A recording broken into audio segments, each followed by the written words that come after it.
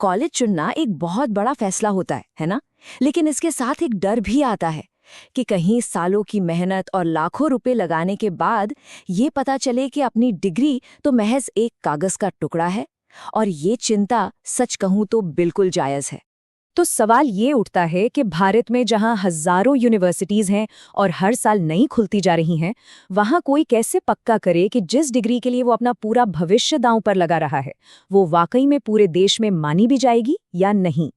क्योंकि देखिए, अगर चुनाव गलत हो गया तो बात सिर्फ समय और पैसे की बर्बादी की नहीं है। इसका असली मतलब ये है कि हाथ में एक ऐसी डिग्री होगी जो कानूनी तौर पर अमान्य है। मतलब न कोई सरकारी नौकरी, न आगे की पढ़ाई, कुछ भी नहीं। पर घबराने की जरूरत नहीं है। इस पूरी उलझन से बाहर निकलने का एक सीधा साधा रास्ता है, और अपने भविष्य को बचाने की ये चाबी सिर्फ एक ऑर्गेनाइजेशन के पास है, जिसका नाम है UGC, यानी यूनिवर्सिटी ग्रांट्स कमीशन। तो ये UGC आखिर है क्या भला, और क्यों ये किसी भी स्टूडेंट के भविष्य के लिए इतनी ज्यादा जरूरी है? चलिए इसे थोड़ा गहराई से समझते हैं।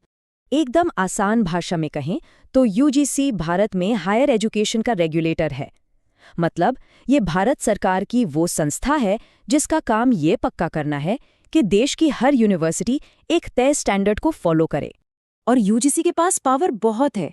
ये सिर्फ यूनिवर्सिटी को मान्यता ही नहीं देती, बल्कि उन्हें सरकारी फंड्स भी देती है, पढ़ाई और एग्जाम के लिए मिनिमम स्टैंडर्ड सेट करती है, और हाँ, सबसे ज़रूरी काम, ये हर साल फर्जी यूनिवर्सिटीज़ की एक लिस्ट भी जारी करती है ताकि स्टूडेंट्स को धोखाधड़ी से बचाया जा सके। इसे समझने का एक बहुत ही मज़ेदार तरीका है।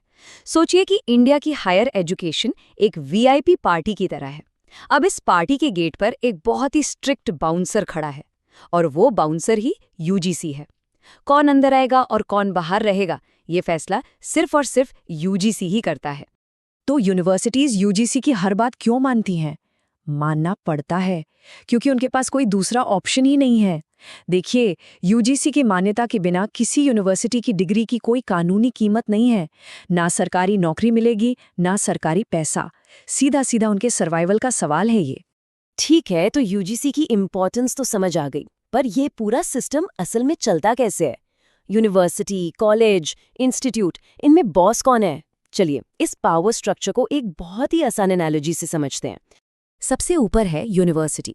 इसे किसी बड़ी कंपनी का रीजनल हेडक्वार्टर मान लीजिए। कानून के हिसाब से सिर्फ और सिर्फ एक यूनिवर्सिटी के पास ही सिलेबस डिजाइन करने, फाइनल एग्जाम करवाने और सबसे जरूरी डिग्री छापने का कानूनी हक है। फिर यूनिवर्सिटी के नीचे आते हैं कॉलेज। इन्हें आप उसी कंपनी की लोकल फ्रेंचाइजी समझ सकते हैं। क्लासरूम, पढ़ाई लिखाई, ये सब कॉलेज में होता है, पर वो खुद डिग्री नहीं दे सकते। उन्हें किसी न किसी यूनिवर्सिटी से एफिलिएटेड यानी जुड़ा होना पड़ता है, और डिग्री पर नाम हमेशा उस बड़े पेरेंट यूनिवर्सिटी का ही होता है। और फिर आखिर में आते हैं इंस्टीट्यूट्स। ये अक्सर किसी खास स्किल पर फोकस करते हैं जो सीधे जॉब मार्केट के लिए तैयार करें। और सबसे बड़ा फर्क यही है, ये डिग्री नहीं बल्कि डिप्लोमा या सर्टिफिकेट देते हैं। और क्योंकि ये डिग्री नहीं दे रहे, तो अक्सर ये UGC के नियमों के दायरे से बाहर होते हैं। अब भारत में मोटे तौर पर 4 तरह की यूनिवर्सिटीज होती हैं। सेंट्रल, जिन्हें केंद्र सरकार चलाती है। स्टेट, जो असल में देश की शिक्षा व्यवस्था की रीढ़ है।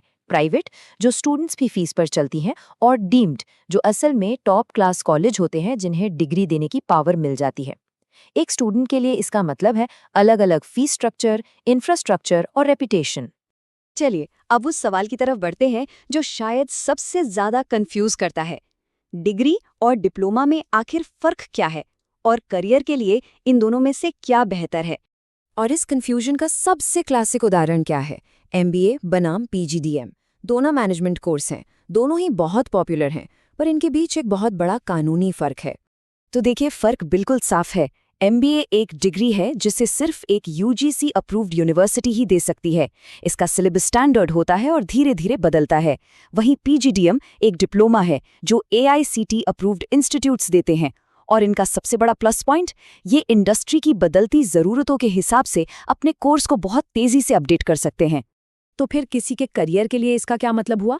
सीधी सी बात है, प्राइवेट कंपनियां अक्सर किताबी ज्ञान से ज़्यादा प्रैक्टिकल स्किल्स को देखती हैं, इसलिए वहाँ एक अच्छा अपडेटेड पीजीडीएम बहुत काम आ सकता है। पर अगर सपना सरकारी नौकरी का है तो यूजीसी अप्रूव्ड डिग्री के बिना काम नहीं चलेगा, ये अनिवार्य है। और हाँ, एक और ज़रूरी बात, एक असली ऑनलाइन डिग्री की वैल्यू एक रेगुलर कैंपस डिग्री के बिल्कुल बराबर होती है।